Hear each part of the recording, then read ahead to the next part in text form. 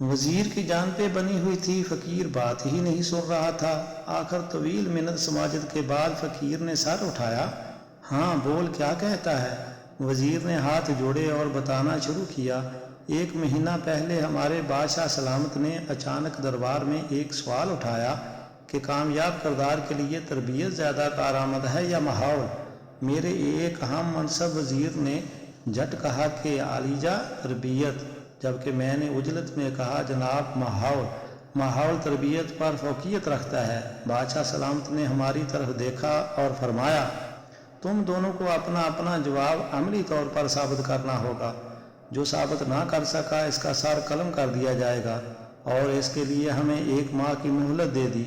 हम दोनों अपने जवाब की अमली ताबीर तराशने में लग गए। मैं सोच सोच के पागल होने के करीब था, मगर कुछ समझ में नहीं आ रहा था कि 24 दिन बाद अचानक मेरे हम मनसब वजीर ने मेरी मौत के परवाने पर दस्तखत करते हुए दरबार में अपने जवाब को अमली तौर पर साबित करने की इजाज़त चाही। इजाज़त मिलने पर उसने दरबार में खड़े होकर ताली बजाई।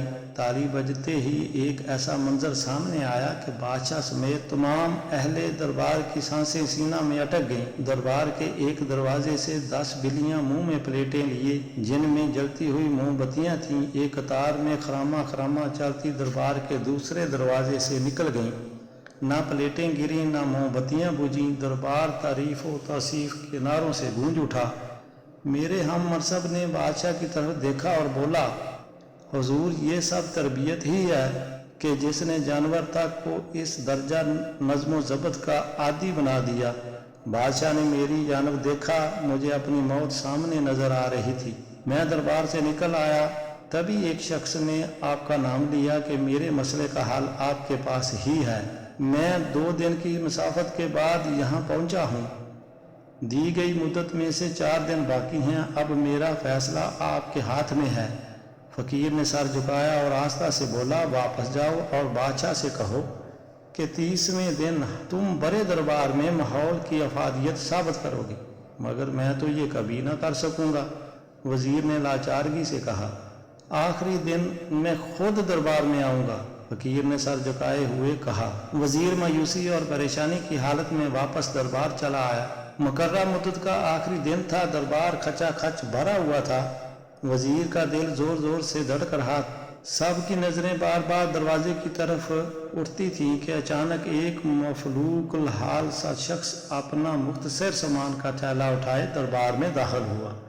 बादशाह की तरफ देखा और बोला, वक्त कम है, मैंने वापस जाना है। इस वजीर से कहो तरबियत की अफादियत का सबूत दोबारा पेश करे। थोड़ी देर बाद दूसरे वजीर ने ताली बजाई और दोबारा वही मंजर पलटा। दरबार के दरवाजा से 10 बिल्लियां उसी कफियत में चलती हुई सामने वाले दरवाजे की तरफ बढ़ने लगी। सारा मजमा सांस रोके ये मंजर देख रहा था। वजीर ने उम्मीद भरी निगाहों से फकीर की तरफ देखा।